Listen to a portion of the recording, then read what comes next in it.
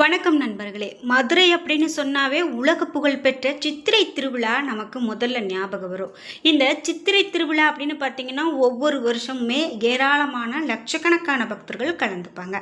அந்த வகையில் கடந்த ஆண்டு 8,00,000 பக்தர்கள் இருந்தாங்க அப்படின்னு சொல்லக்கூடிய நிலையில், இந்த வருஷம் இன்னும் அதிகமான பக்தர்கள் வருவாங்க அப்படின்னு சொல்லப்படுது. முக்கியமாக இந்த சித்திரை திருவிழா அப்படின்னு பார்த்தீங்கன்னா, இப்போது களை கட்டி ரொம்ப சிறப்பாக நடந்துட்டுருக்கு அப்படின்னு சொல்லலாம். சித்திரை திருவிழாவை நீங்கள் நேரில் பார்த்துருக்கீங்க அப்படின்னா மறக்காமல் உங்களுடைய கருத்துக்களை கமெண்ட் பாக்ஸில் பதிவிடுங்க. கண்டிப்பாக இந்த சித்திரை திருவிழா அப்படின்னு பார்த்தீங்கன்னா நம்ம எல்லோருமே கொண்டாட வேண்டிய ஒரு முக்கியமான ஒரு திருவிழா அப்படின்னே சொல்லலாம். மதுரை மீனாட்சி அம்மன் கோவிலில் ஆண்டு முழுவதுமே திருவிழா தான். ஆனாலும் முக்கிய நிகழ்வாக இந்த சித்திரை திருவிழா கொண்டாடுறோம். உலக புகழ்பெற்ற திருவிழா அப்படின்னு கூட சொல்லலாங்க. இந்த சித்திரை திருவிழா அப்படின்னு பார்த்தீங்கன்னா இப்போது ரொம்ப சிறப்பாக நடந்துட்டுருக்கு. மேலும் என்னென்ன தகவல்கள்லாம் இந்த திருவிழாவை பற்றி சொல்லப்படுது, இதை பற்றி கள்ளழகர் ஆற்றில் இறங்கக்கூடிய நிகழ்வு, மேலும் வரலாற்றின் மூலமாக புராணங்கள் மூலமாக என்னெல்லாம் சொல்லப்படுது, இது எல்லாம் நம்ம இந்த வீடியோவில் தெரிஞ்சுக்க போகிறோம். வீடியோ கண்டிப்பாக உங்களுக்கு ரொம்ப பயனுள்ளதாக இருக்கும். கடைசி வரைக்கும் ஸ்கிப் பண்ணாமல் பாருங்கள். மறக்காமல் நீங்கள் இந்த சித்திரை திருவிழா கள்ளழகர் ஆற்றில் இறங்கக்கூடிய நிகழ்வில் கலந்து கொண்டீங்க, நீங்கள் மதுரையை சார்ந்தவர்கள் அப்படின்னா மறக்காமல் உங்களுடைய கருத்துக்களையும் உங்களுடைய ஊர் பெயரையும் கமெண்ட் பாக்ஸில் பதிவிட்டுருங்க. நீங்கள் இன்னும் உற்சாகம் டிவி சேனலை சப்ஸ்கிரைப் பண்ணாமல் இருந்தால் சப்ஸ்கிரைப் பண்ணிக்கோங்க. கூடவே இருக்க பெல் ஐக்கானை மறக்காமல் கிளிக் பண்ணிடுங்க. வாங்க வீடியோக்குள்ளே போகலாம். இந்த வீடியோ பார்த்துட்டு இருக்கக்கூடிய உங்களுக்கு ஜாதகத்தை பற்றி முழுமையான பலன்கள் தெரிந்து கொள்ளணுமா, அது மட்டும் இல்லாமல் உங்களுக்கு எதிர்மறையான கஷ்டங்களை கொடுத்துட்டு இருக்கக்கூடிய நிகழ்வுகள்லாம் நடந்துட்டுருக்கு அப்படின்னா இது எதனால், நம்ம அதை எப்படி சரி செய்யணும் அப்படின்னா தெரிஞ்சுக்கணுமா, இந்த வீடியோக்கு கீழே டிஸ்கிரிப்ஷனில் வராகி அம்மன் ஜோதிட நிலையத்தின் தொலைபேசி எண் கொடுத்துருக்கேன். அந்த எண்ணுக்கு தொடர்பு கொண்டு பேசி பாருங்கள். கண்டிப்பாக உங்களுக்கு அனைத்து பிரச்சனைகளையும் தீர்த்து கொள்ள முடியும். ஒவ்வொரு வருஷமுமே மதுரையில் ஏப்ரல் மாதத்தில் நடக்கக்கூடிய இந்த மீனாட்சி திருக்கல்யாணத்தை சித்திரை திருவிழா அப்படின்னு சொல்லுவாங்க. இந்த நிகழ்வை காண்பதற்காக தான் இப்படி ஊர் முழுவதும் வெளி மாநிலங்களில் இருந்து கூட மக்கள் வருவாங்க அப்படின்னு சொல்லலாம். ஒரு மாத காலத்துக்கு நடைபெறுங்க. முதல் 15 நாட்கள் மீனாட்சி அம்மன் பதவியேற்போம், அவருடைய திருமணமும், அடுத்த 15 நாட்கள் கள்ளழகர் வைகை ஆற்றில் எழுந்தருளக்கூடிய நிகழ்வும் நடக்கும். 400 வருடங்களுக்கு முன்னாடி வர அழகர் கோவிலில் இருந்து கிளம்பி அந்த அலங்காநல்லூருக்கு போய் சேருவார். அங்கே கள்ளழகரை குதிரை வாகனத்தில் தூக்கி வந்து அலங்காரம் செய்வாங்க. அழகருக்கு அலங்காரம் செய்யக்கூடிய ஊர் அப்படின்னு சொல்கிறதால தான் இந்த ஊருக்கு அலங்காநல்லூர் அப்படின்னு பெயர் வந்ததாகவும் ஒரு தகவல் இருக்குங்க. இதுவே காலப்போக்கில் மருவி அலங்காநல்லூர், அதாவது அலங்கார நல்லூர் அப்படிங்கிற பெயர் தான் மருவி அலங்காநல்லூர் அப்படின்னு ஆனதாகவும் சொல்கிறாங்க. அதே போல் இந்த அலங்காநல்லூரில் இருந்து தேனூருக்கு வந்து வைகை ஆற்றில் இறங்கக்கூடிய அழகர் அதன் பிறகு வண்டியூருக்கு வந்து மண்டூக மகரிஷிக்கு சாப விமோச்சனம் கொடுப்பார். இதனால் மண்டூர் அப்படின்னு அழைக்கப்பட்ட அதுவே இன்னைக்கு மண்டியூராகி பிறகு வண்டியூராக மாறியிருக்கு அப்படின்னு சொல்லலாம். 400 வருஷத்துக்கு முன்னாடி வர இந்த அழகர் ஆற்றில் இறங்கக்கூடிய வைபவம் தேனூரில் தான் நிகழ்ந்து வந்ததாம். அப்போது மதுரையினுடைய மன்னராயிருந்த திருமலை நாயக்கன் தான் அழகர் ஆற்றில் இறங்கக்கூடிய வைபவத்தை மதுரைக்கு மாற்றி அமைத்தார் அப்படின்னு சொல்கிறாங்க. சைவம் வைணவத்தை ஒன்று சேர்க்கும் இந்த விதானமாகத்தான் இந்த விழாவை மதுரைக்கு மாற்றி அமைத்தார் திருமலை நாயக்கர் அப்படின்னு சொல்லுவாங்க. அதே போல் மாசி மாதத்தில் நடைபெறக்கூடிய இந்த மதுரை மீனாட்சி அம்மன் திருக்கோவில் திருவிழாவையும் சித்திரை மாதத்துக்கு மாற்றி அமைத்தாங்களாம். கள்ளழகர் வைகை ஆற்றில் இறங்கும்போது என்ன நிறத்தில் பட்டு உடுத்தி இருக்கிறார் அப்படின்னு பார்க்கக்கூடிய நிகழ்வு ரொம்ப விசேஷமாக பார்க்கப்படும். அழகர் எந்த நிறத்தில் பட்டு உடுத்துறாரோ அந்த நிறத்தில் அந்த வருடம் நல்லது நடக்கும் அப்படின்னு பக்தர்களால் நம்பப்படுது. பச்சை பட்டு உடுத்தி அழகர் வந்தார் அப்படின்னா நாடு செழிப்பாக இருக்கும் அப்படின்னும், வெள்ளை பட்டு உடுத்தி ஊதா நிற பட்டு உடுத்தி வந்தார் அப்படின்னா நாடு இடைப்பட்ட நிலையில் இருக்கும் அப்படின்னும், மஞ்சள் பட்டு உடுத்தி வந்தார் அப்படின்னா அந்த வருடத்தில் மங்களகரமான நிகழ்வுகள் நடக்கும் எனவும், அதே நேரம் சிகப்பு பட்டு உடுத்தி வந்தார் அப்படின்னா அந்த வருடம் போதிய அளவில் விளைச்சல் இருக்காது அப்படின்னு சொல்கிறாங்க. அழகர் வைகை ஆற்றில் இறங்கும்போது முழு நிலவு ஒளி வீசும். மக்கள் முகமெங்கும் மகிழ்ச்சி பொங்கும். கோவிந்தா எனும் கோஷத்தால் மதுரையே அதிரும் அப்படின்னா அது மிகையாகாதுங்க. தங்க குதிரையில் வைகை ஆற்றுக்கு கள்ளழகர் கிளம்பியதுமே வைகை ஆற்றில் காத்திருக்கக்கூடிய பக்தர்கள் ஆரவாரமாக ரொம்ப மகிழ்ச்சியாக இருப்பாங்க.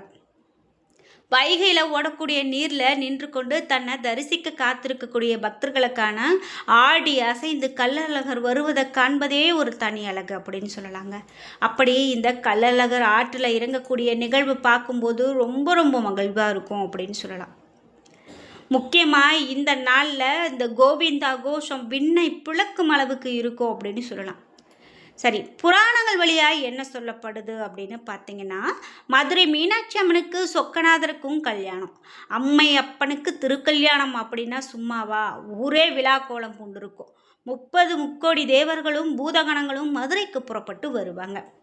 அறுசுவை விருந்துகள் தயார் செய்யப்படும். மலைமலையா சாதம் சமைக்கப்படுது. திருமணத்துக்கு வந்திருந்த அத்தனை பேரும் சாப்பிட்டு உணவு காலியாகவே இல்லை, மலைமலையாக குவிந்திருக்கு.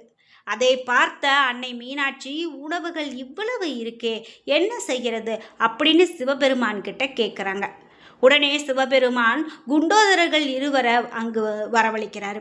மீத இருக்கக்கூடிய சாதம் பலகாரம் இவையெல்லாம் சாப்பிடுமாறு அவர்களை பணிகிறாங்க. அவர்கள் இருவரும் அடுத்த சில நிமிடங்கள்லேயே அத்தனை உணவு வகைகளையும் பலகாரங்களையும் வேகமாக தின்று தீர்க்கிறாங்க.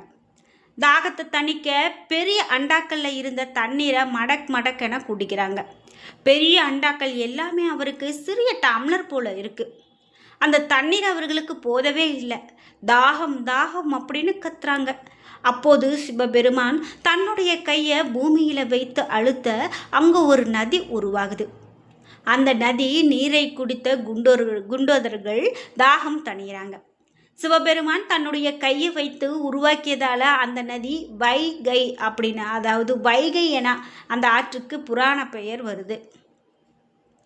தன்னுடைய தங்கை மீனாட்சிக்கு சுந்தரேஸ்வருக்கும் இந்த திருக்கல்யாணம் நடக்கக்கூடிய செய்தியை கேள்விப்பட்டு கள்ளழகர் திருக்கோலத்தோடு அந்த வைபவத்தை பார்க்க அழகர் மலையில் இருந்து இறங்கி சகல கோலங்களோடு மதுரை நோக்கி வராரு. வரக்கூடிய வழியில் எங்குமே பக்தர்களுக்கு காட்சி கொடுக்குறாரு. அதே போல் தங்கையினுடைய திருமணத்தை காண முடியாமல் போகுது. திருமணம் முடிந்த பின்னர் தான் அழகர் மதுரைக்கு வர அதே சோகத்தோடு வைகையில் எழுந்தருளுகிறார் அப்படிங்கிறது ஒரு புராண கதை. மற்றொரு கதை என்ன சொல்கிறாங்க அப்படின்னு பார்த்தீங்கன்னா, அது வேறு மாதிரியாக இருக்குது. அதாவது சுதபஸ் அப்படின்னு சொல்லக்கூடிய முனிவர் நூபுர கங்கையினுடைய தீர்த்தமாடி பெருமாளை நோக்கி தவம் இருக்கிறாரு. அந்த சமயத்தில் துர்வாச மகரிஷி தன்னுடைய பரிவாரங்களோடு அந்த வழியாக வராரு. பெருமாளையே நினைத்து கொண்டிருந்த முனிவர் ரிஷி வந்ததை கவனிக்காமல இருக்கிறாரு. இதனால் ஆத்திரமடைந்த துர்வாசர் மண்டுகோ பவ அப்படின்னு சாபம் விடுறாரு. உடனே தவளையாகி போன சுதபஸ் சாப விமோச்சனத்துக்கு வழி கேட்ட போது, வைகை தீர்த்த கரையில் நீ தவம் பண்ணி கொண்டிரு, சித்ரா பௌர்ணமிக்கு மறுநாள் அழகர் அங்கு வந்து உனக்கு சாப விமோசனம் கொடுப்பார் அப்படின்னு சொல்கிறாரு. அதற்காக வழியவும் சொல்கிறாரு துர்வாசகர். இந்த புராண கதையின்படியே வைகை கரையில் தவம் செய்யக்கூடிய சுதபஸ் முனிவருக்கு விமோச்சனம் கொடுக்க கள்ளழகர் மதுரைக்கு வந்து வைகையில் கால் பதித்தாரு அப்படின்னு புராணங்கள் விவரிக்குது. இந்த ஆண்டு செயற்கை வைகை ஆற்றில் இறங்கிய கள்ளழகர் மண்டுக மகரிஷிக்கு சாப விமோச்சனம் தரப்போறாரு அப்படின்னு சொல்லப்பட்டிருந்தது. இது மட்டும் இல்லாமல் புராணங்கள் வழியாக இன்னும் நிறைய சுவாரஸ்யமான தகவல்களும் சொல்லப்பட்டுக்கிட்டே தாங்க இருக்குது. இந்த தனி சிறப்பு, கோவிலுடைய தனி சிறப்பு, இந்த கள்ளழகர் ஆற்றில் இறங்கக்கூடிய தனி சிறப்பு, அதெல்லாம் ரொம்ப ரொம்ப சிறப்பாக இருக்கும் அப்படின்னு சொல்லலாம். வைர கிரீடம் மீனாட்சி அம்மன் கோவிலில் இருக்கக்கூடிய நகைகளின் முதன்மையானது. இதனுடைய உயரம் 14.5 அங்குலம், அடிபாகத்தினுடைய சுற்றளவு 20 அங்குலம். சிற்ப நூல்களில் கூறப்பட்டிருக்கக்கூடிய அளவு அமைப்பு முறைகளுக்கு ஏற்ப இந்த கிரீடமெல்லாம் செய்யப்பட்டிருக்கு. இவையெல்லாம் ஏன் இப்போ சொல்கிறேன் அப்படின்னா, மதுரை மீனாட்சி அம்மன் கோவிலுடைய பெரும் சிறப்பு இதெல்லாம் அப்படின்னு சொல்லலாம். கிரீடத்தின் மேற்கலசம் தாமரை மொட்டு போடுறது. நடுப்பக்கத்தில் அமைக்கப்பட்டிருக்கக்கூடிய தாமரையினுடைய 2 பக்கங்களும் அன்னப்பறவைகள் விளையாடுவது போல ஒரு சித்தரிக்கப்பட்டிருக்கும். நெற்றி மாணிக்க திலகத்தை சுற்றியும் 3 வைர வளையங்களை அழகு செய்யுது. அதனுடைய பக்கங்களில் 2 மகர மீன்கள் காட்சியளிக்கும். கிரீடத்தின் நடுவே பெரிய மரகதம் ஒன்று எழிலோடு மின்னுகிறது. கிரீடத்தின் முன்புறம் வைகை ஆற்றிலும் பின்புறம் சிகப்பு கற்களிலும் அமைக்கப்பட்டிருக்கும். அதாவது வைர கற்களிலும் பின்புறம் சிகப்பு கற்களிலாகவும் அமைக்கப்பட்டிருக்கும் அப்படின்னு சொல்லலாம். இன்னும் இந்த மீனாட்சி அம்மன் திருக்கல்யாணம் பற்றியும் நாம் ஏராளமான தகவல்களை சொல்லிக்கிட்டே போகலாம். நாம் அடுத்தடுத்த வீடியோக்களில் கவனித்து பாருங்கள். கண்டிப்பாக உங்களுக்கு சுவாரஸ்யமான தகவல்கள் நிறைய சொல்லியிருக்கேன். இந்த வீடியோ கண்டிப்பாக உங்களுக்கு ரொம்ப பயனுள்ளதாக இருந்திருக்கும். வீடியோ பிடிச்சிருந்தால் லைக் பண்ணுங்கள், ஷேர் பண்ணுங்கள், கமெண்ட் பண்ணுங்கள். நீங்கள் மதுரையை சார்ந்தவர்கள் அல்லது இந்த திருக்கல்யாணத்துக்கு போயிருக்கீங்க அப்படின்னா மறக்காமல் உங்களுடைய கருத்துக்களை கமெண்ட் பாக்ஸில் பதிவிடுங்க. நீங்கள் இன்னும் உற்சாகம் டிவி சேனலை சப்ஸ்கிரைப் பண்ணாமல் இருந்தால் சப்ஸ்கிரைப் பண்ணிக்கோங்க. கூடவே இருக்க பெல் ஐகானை மறக்காமல் கிளிக் பண்ணிடுங்க. நன்றி வியூவர்ஸ்.